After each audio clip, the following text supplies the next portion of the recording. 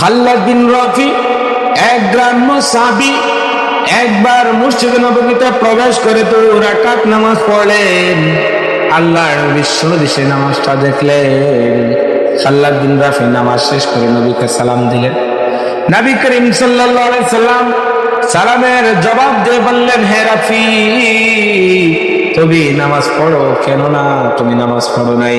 তারপরে খাল্লাদ বিন রাফি গ্রাম্য সাহাবী, তেমন বেশি জানার শোনা নাই, স্বাভাবিক মোটামুটি জানে, এমনি গিয়ে নামাজ পড়লেন। আল্লাহ নবী আবার বললেন, খাল্লাদ তুমি নামাজ পড়ো কেন না? তুমি নামাজ পড়ো নাই।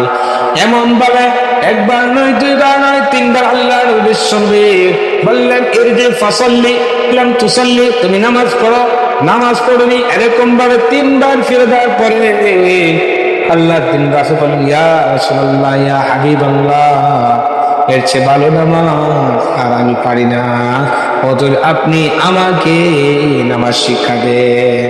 আল্লাহ নবীর কথা শোনার পরে খাল্লাদ বিন রাফিকে নামাজ শিখালেন আর বললেন, ইয়া খাল্লাদ, নামাজ পড়ো, তাড়াহুড়া করিও না, নামাজে তাড়াহুড়া করিও না, মুরগের মতন টুকুর দিও না, কুকুরের মতন বসিও না।